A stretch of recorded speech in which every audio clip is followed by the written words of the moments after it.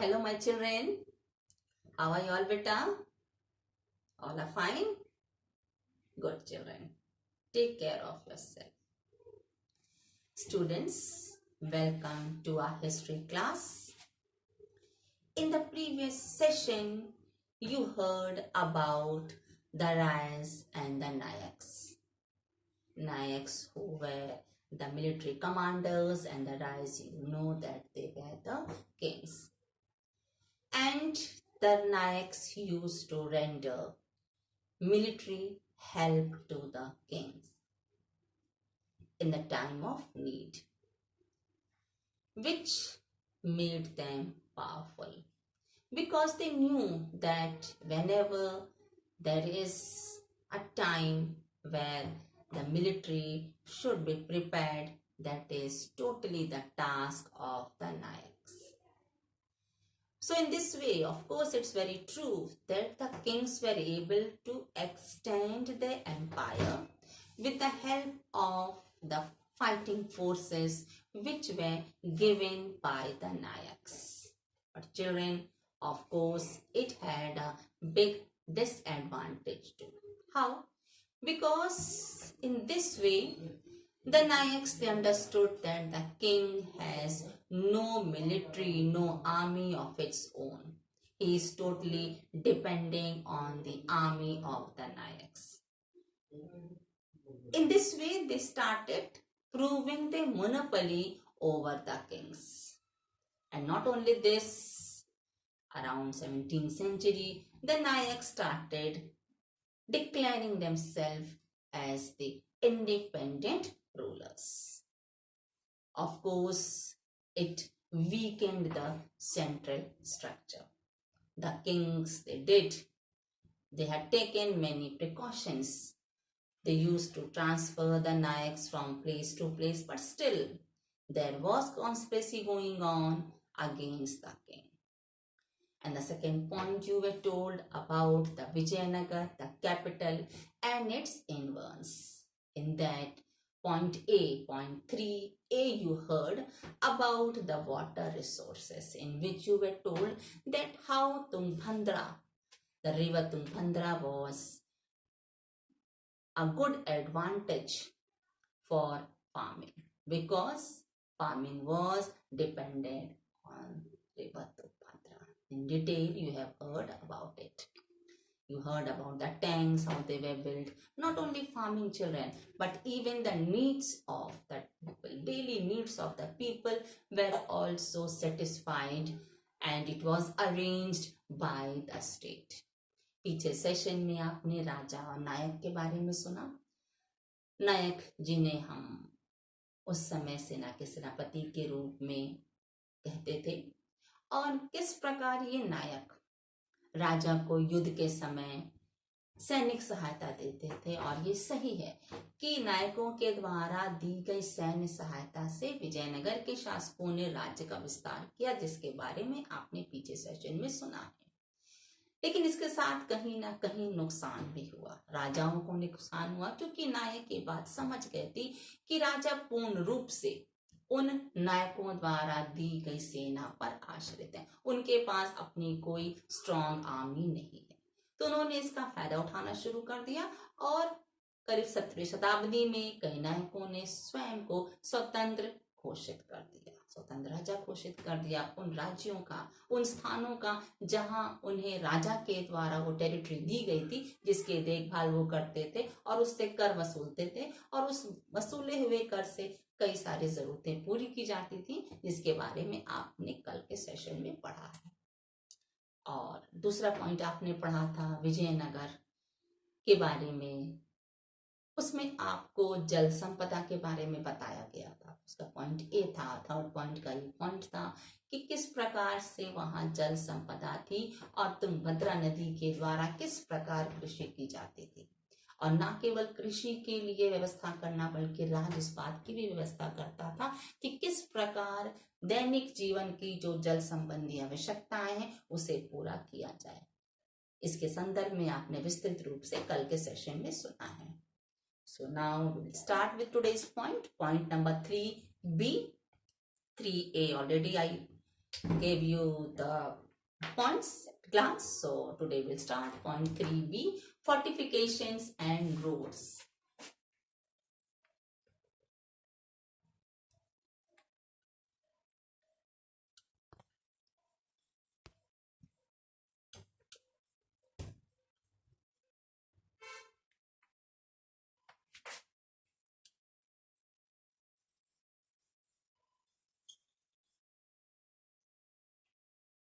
Our today's point is children, fortifications and road. आज का विषय है किलेबंदियां और सड़कें, किस प्रकार किलेबंदी की गई. So already you know that what is the meaning of forts. Forts है क्या, क्यों बनाए जाते हैं, why are the forts built? Children, the forts are built to defend the empire from external invasion. किलों का निर्माण राज्य को बाह्य आक्रमण से सुरक्षित रखने के लिए किया जाता है. अब इस टॉपिक में आप सुनेंगी कि किस प्रकार से विजयनगर साम्राज्य की राजधानी, वहां किस प्रकार से किलेबंदी की गई, क्या संरचना थी, इसके बारे में आप इस टॉपिक में किलेबंदियां और सड़कों के परिप्रेक्ष्य में आप सुनेंगे. Children, in around 15th century, Abdul Razak was an ambassador and he was sent by a ruler of Persia to Calicut. And when he came, when he saw the fortification, he was impressed to see the fortification, the arrangement, how it was done at that time. He has written sentences about it in praise about the fortification. 15वीं सदी में अब्दुल रज़ाक जो एक राजदूत थे और उन्हें Persia के शासक के द्वारा कालीकट भेजा गया, और जब आकर उन्होंने यहाँ की किलेबंदी देखी तो वह बहुत ही आश्चर्यचकित हुए. उसकी संरचनाओं से, उसकी व्यवस्था से वे अत्यंत प्रभावित हुए. And it is said that not only the city but the agricultural land and forest was also encircled. उन्होंने कहा कि न केवल नगरीय क्षेत्र बल्कि कृषि योग्य भूमि और जंगल सभी को घेरे में रखा गया. And the significant feature of the fortification was that it enclosed agricultural tracts. सबसे महत्वपूर्ण विशेषता थी कि कृषि योग्य भूमि भी उस किलेबंदी के अंदर आती थी. And according to Abdul Razak, what he had seen, he said that between the first, second and the third wall, there were cultivated fields, garden and houses. उन्होंने कहा किलेबंदी की जो 3 लकीरें थी, प्रथम, द्वितीय और तृतीय, उनमें कृषि योग्य भूमि थी, बागान थे, उद्यान थे और आवासीय क्षेत्र था. And from the first circuit till the entry of the city it was said that great distance was maintained. पहली लकीर से शहर तक प्रवेश करने के लिए काफी लंबी दूरी तय करनी पड़ती थी. ये उस व्यवस्था की एक अच्छी विशेषता थी जिसे शत्रु आसानी से मुख्य स्थान पर नहीं पहुंच सके. And irrigation of field was also done by drawing wells from river Tungabhadra. कहा जाता है कि उस समय सिंचाई के लिए तुंगभद्रा नदी से पानी निकालकर उसकी सिंचाई की जाती थी. अर्थात आप ये भी समझ सकते हैं कि तुंगभद्रा नदी से जो जल का निकास, उसके बहाव को मिलाते हुए वेल्स बनाए गए थे, कुएं बनाए गए थे जहां पानी संचित किया जाता था और फिर उससे सिंचाई की जाती थी. अब बच्चों, प्रश्न ये है that why agricultural tracts way with in the fortified area. प्रश्न ये उठता है कि कृषि क्षेत्र को की किलेबंदी क्यों की गई, क्यों कृषि क्षेत्र की किलेबंदी को समाहित किया गया उस क्षेत्र में, ऐसा क्यों है. तो कहा जाता है at that time it was said that according to the medieval siege, when the defender, when he used, then when there was no food grains, when they started starving, then sometime they used to surrender. कहा जाता है कि मध्यकालीन जो घेराबंदी होती थी उसमें अर्थात घेरेबंदी की इस व्यवस्था से जहां पर अन्न भी उपलब्ध था, खेती की जाती थी, तो ऐसे टाइम में जो प्रतिद्वंदी दल होता था, जब उससे खाद्य की कमी पड़ती थी, जब वो भूखे मरने लगते थे, तो वह कभी कभी समर्पण भी कर देते थे। And not only this, there were large granaries within the area. कहा जाता है न केवल कृषि क्षेत्र बल्कि बड़े बड़े अन्नागार भी उस क्षेत्र में with in the fortified area they were built, and with this the system was very good because the land which can be used for farming was saved. इस प्रकार विशाल अन्नागार बनाए जाते थे जहां खाद्यान्न को सुरक्षित रखा जा सके, स्टोर किया जा सके, इससे जो कृषि योग्य भूमि थी वह बर्बाद भी नहीं होती थी। And the second line of the fort was round the inner core of urban area. जो द्वितीय लकीर थी वो शहरी क्षेत्र के आंतरिक, शहरी व्यवस्था के आंतरिक क्षेत्र के लिए बनाई गई थी। And the third was about for the royal center and the major buildings. और जो तीसरी लकीर होती थी वह जो राजकीय प्रसाद है और इसके साथ ही साथ जो बड़े बड़े मॉन्यूमेंट्स हैं उनके खुद भी अपने अपने विशाल दीवारें, आप कह सकती ऊंची ऊंची दीवारें उसके लिए बनाई गई थी। And it is very clear that good security, alert security was there at the entrance of the fort, and it also linked the city to major roads. कहा जाता है कि जो दीवारें बनी थी, जो एंट्री थी, उसको प्रवेश द्वार के शहर को मुख्य सड़कों से जोड़ते हुए उसका निर्माण किया गया था। That you can see in figure 7.6 on page 178 in your textbook.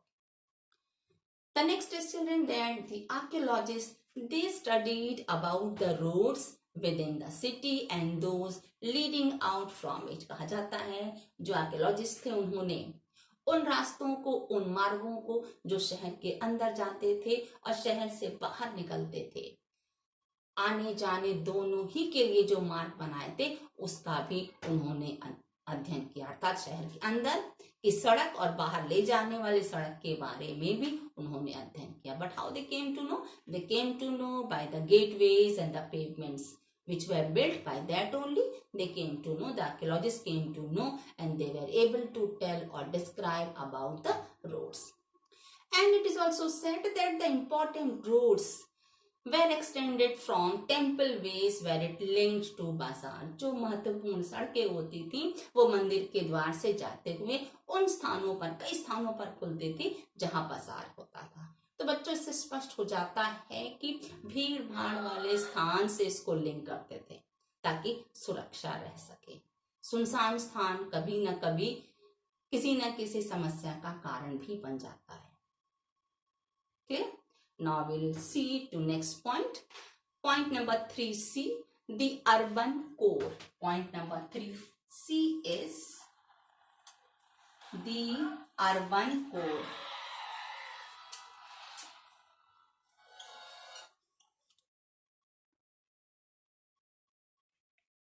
Point 3C is the urban core. हमारे 3rd C का पॉइंट है शहरी केंद्र। Now you just heard about the roads. So moving along the roads led to urban core. कहा जाता है कि रास्ते से होते हुए शहर की ओर जाते थे। And the evidences which were found by the archaeologists, they tell that the houses, whatever remains were found, whatever they studied, they said it was the houses of ordinary people. जो भी शहरी केंद्रों में जो आवास व्यवस्था को देखा गया उससे मालूम चलता है, आर्कियोलॉजिस्ट बताते हैं कि वह सामान्य लोगों के रहने वालों का आवास स्थान था, आवास बनाए गए थे। And some of the areas it had Chinese porcelain, and that shows that area, in that area there were rich traders. कहीं कहीं चाइनीज पोर्सिलेन भी पाए गए, तो उससे स्पष्ट हो जाता है कि उन क्षेत्रों में आप कह सकते हैं समृद्ध व्यापारी रहते थे। And the next is about the architecture of the tomb and mosque that resemble that of the mandap found in the temples of Hampi. कहा जाता है कि जो स्थापत्य कला मकबरे और मस्जिद की थी वह हम्पी के मंदिर के मंडप से मिलती जुलती है. And for the residents of ordinary people, it is said that they used to live in thatched roofs. कहा जाता है कि जो सामान्य लोग थे वो उनके लिए जो उनका स्थान था, आवास स्थान था, वो उसके अवशेष बहुत बचे नहीं. लेकिन पोर्चुगीज ट्रेवलर बारसोबा, एक पुर्तगाली यात्री बारसोबा, उसने अपने भ्रमण के समय ये देखा. उसके द्वारा कहा गया कि बचा तो नहीं कुछ ऐसा है, लेकिन जो कुछ अवशेष मिलते हैं, what ever ruins, whatever, after studying whatever was analyzed, he says that houses had thatched roofs, but it was well built.